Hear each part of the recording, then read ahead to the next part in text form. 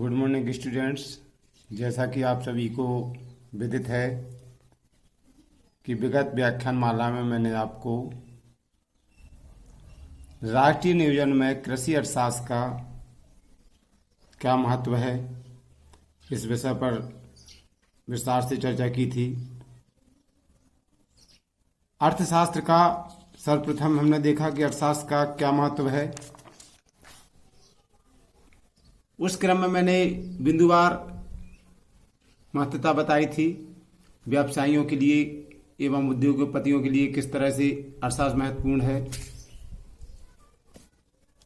द्वितीय उपभोक्ताओं के लिए किस तरह से अर्थशास्त्र का अध्ययन आवश्यक है या सहायता करती है उपभोक्ताओं के लिए, और तृतीय या तीसरे प्रकार से मैंने आपको सरकार के लिए किस तरह से अर्थशास्त्र की आवश्यकता और सहायक होती है अर्थशास्त्र। और संक्षेप में मैंने आपको कहा था कि आज की जटिल समाज व्यवस्था में जीवन के प्रत्येक क्षेत्र में विभिन्न प्रकार की आर्थिक समस्याओं को हल करने के लिए अर्थशास्त्र के सामान्य एवं विशिष्ट ज्ञान की नितांत आवश्यकता होती है।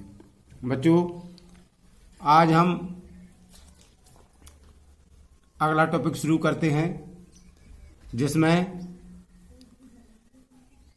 कृषि अर्थशास्त्र का राष्ट्रीय नियोजन में क्या महत्व है।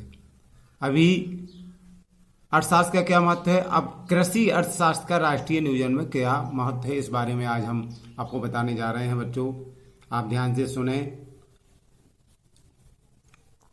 भारत का राष्ट्रीय नियोजन के लिए उचित नीतियों, प्रक्रियाओं तथा प्राथमिकताओं के निर्धारण एवं क्रियान्वयन में कृषि अर्थशास्त्र के अध्ययन का महत्व निम्न प्रकार से स्पष्ट किया जा सकता है। देखिए, हम बिंदुवार देखते हैं कि कृषि अर्थशास्त्र का क्या महत्व है राष्ट्रीय नियोजन में या राष्ट्रीय नीतियां बनाने में, सरकार के लिए किस तरह से महत्वपूर्ण होती है अर्थशास्त्र। बच्चों, इस क्रम में पहला बिंदु है विकास के लिए उचित नीति निर्धारण में कृषि अर्थशास्त्र सहायक होती है। कैसे? कृषि अर्थशास्त्र के अध्ययन से समय और परिस्थितियों के अनुरूप कृषि विकास के लिए नीति निर्धारण में सहायता मिलती है। कृषि पदार्थों की कीमत नीति, आयात निर्यात संबंधी नीति, कर निर्धारण, साख व्यवस्था आदि विषयों पर उचित नीति निर्धारण कृषि अर्थशास्त्र का अध्ययन निर्धारण में कृषि अर्थशास्त्र का अध्ययन महत्वपूर्ण होता है या कृषि अर्थशास्त्र का अध्ययन महत्वपूर्ण भूमिका निभाता है। तो बच्चों, देखा कि राष्ट्रीय नियोजन में या राष्ट्रीय नीतियां बनाने में अर्थशास्त्र का क्या महत्व है, जिसमें विकास के लिए उचित नीति निर्धारण में कृषि अर्थशास्त्र सहायक होती है। द्वितीय जो है संतुलित आर्थिक विकास में सहायक। बच्चों, देश के संतुलित आर्थिक विकास के लिए भी कृषि अर्थशास्त्र के अध्ययन का बहुत ही महत्व है। विकास की क्षेत्रीय असमानताओं और विषमताओं की जानकारी कर उन्हें दूर करने में भी कृषि अर्थशास्त्र का अध्ययन नितांत आवश्यक होता है या आवश्यक है। तो दूसरा बिंदु है कि कृषि अर्थशास्त्र का राष्ट्रीय नियोजन में क्या महत्व है। इस विषय पर पहला बिंदु हमने देखा विकास के लिए उचित नीति निर्धारण में सहायक, द्वितीय संतुलित विकास में सहायक। किस तरह से संतुलित विकास यानी पूरे देश में समान रूप से विकास हो, ऐसी नीति बनाने में भी अर्थशास्त्र का अध्ययन बहुत आवश्यक होता है। तृतीय, समाज कल्याण में सहायक। देखिए, समाज कल्याण में किस तरह से अर्थशास्त्र सहायक होती है, देखते हैं। आर्थिक विकास में समाज कल्याण का उद्देश्य प्रमुख होता है। कृषि अर्थशास्त्र के अध्ययन से ग्रामीण समाज को आर्थिक तथा सामाजिक शोषण से बचाने में भी सहायता या सफलता मिलती है। बच्चों, कृषि अर्थशास्त्र का क्या महत्व है, इस विषय पर हम देख रहे हैं कि तृतीय बिंदु जो है अर्थशास्त्र या समाज कल्याण में अर्थशास्त्र किस प्रकार सहायक है, ये देख रहे हैं हम।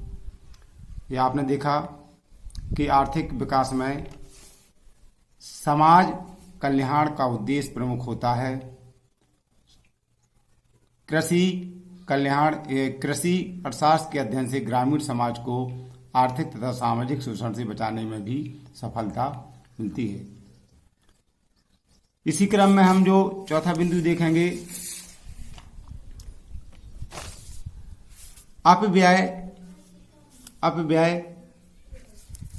की कमी में सहायक, यानी फिजूल जो खर्च होता है, अपव्यय होता है। अपव्यय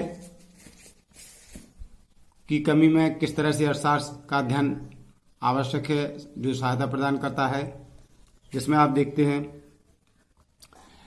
कृषि अर्थशास्त्र के अध्ययन से किसानों को नए अधिक उपज देने वाले बीजों, यंत्रों तथा विधियों की आर्थिक दृष्टि से लाभकारी होने की जानकारी प्राप्त होती है।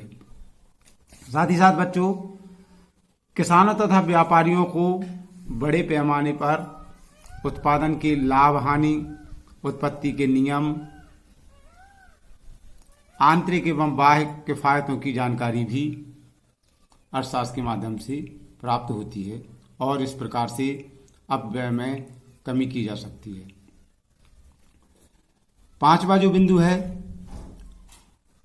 आर्थिक समानता प्राप्त करने में सहायक।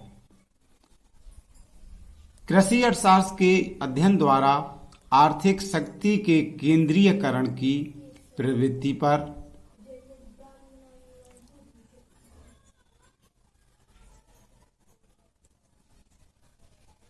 नियंत्रण करने में सहायता मिलती है तथा देश की संपत्ति एवं आय के समान वितरण की व्यवस्था की जा सकती है अर्थशास्त्र के माध्यम से। और आपने देखा कि किस तरह से आर्थिक समानता प्राप्त करने के लिए अर्थशास्त्र सहायक होती है और अर्थशास्त्र का अध्ययन आवश्यक होता है। छठा बिंदु जो है, संसाधनों का उचित उपयोग एवं उत्पादन में बढ़ोतरी या वृद्धि। देश में उपलब्ध कृषि संसाधनों या संसाधन जो सीमित तथा वैकल्पिक उपयोग वाले हैं के चुनाव तथा उनके उचित उपयोग की जानकारी कृषि अर्थशास्त्र के अध्ययन से ही संभव है। इसी में बच्चों और आगे देखते हैं, जैसे उचित साधन संयोग से किसान न्यूनतम लागत पर अधिकतम उत्पादन प्राप्त करने में समर्थ होता है। इस प्रकार कृषि उत्पादन में वृद्धि कर राष्ट्रीय आय तथा प्रति व्यक्ति आय में वृद्धि करने का लाभ प्राप्त किया जा सकता है।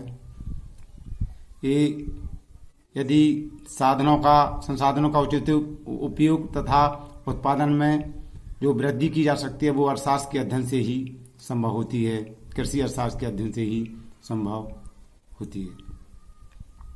बच्चों, सातवां और अंतिम बिंदु है बेरोजगारी उन्मूलन में सहायक। बेरोजगारी दूर करना भी विकास के लक्ष्यों में से एक महत्वपूर्ण बिंदु होता है। कृषि क्षेत्र में व्याप्त बेरोजगारी, अर्ध बेरोजगारी तथा छिपी हुई बेरोजगारी जैसी समस्याओं के निदान में कृषि अर्थशास्त्र का अध्ययन अति आवश्यक है। ये आप जानते हैं बच्चों कि हमारे देश में बेरोजगारी सबसे ज़्यादा कृषि क्षेत्र में पाई जाती है, जिसमें छिपी हुई बेरोजगारी सर्वथा और अर्ध बेरोजगारी और छिपी हुई बेरोजगारी ज़्यादा देखने को मिलती है। तो बच्चों, आपने देखा इन 7 बिंदुओं के माध्यम से आपने देखा कि किस तरह से राष्ट्रीय नियोजन में कृषि अर्थशास्त्र का अध्ययन महत्वपूर्ण है, आवश्यक है। इन 7 बिंदुओं के माध्यम से हमने देखा और अंत में संक्षेप में हम कह सकते हैं कि राष्ट्रीय नियोजन में कृषि अर्थशास्त्र के अध्ययन का विशेष महत्व है। तो बच्चों, आपने देखा इस अध्याय में कि अर्थशास्त्र का क्या महत्व है और राष्ट्रीय नियोजन में कृषि अर्थशास्त्र का क्या महत्व है। ये 2 महत्वपूर्ण मुख्य बिंदुओं के आधार पर हमने अर्थशास्त्र के अध्ययन के महत्व को समझा। आज के लिए इतना ही काफी है। धन्यवाद।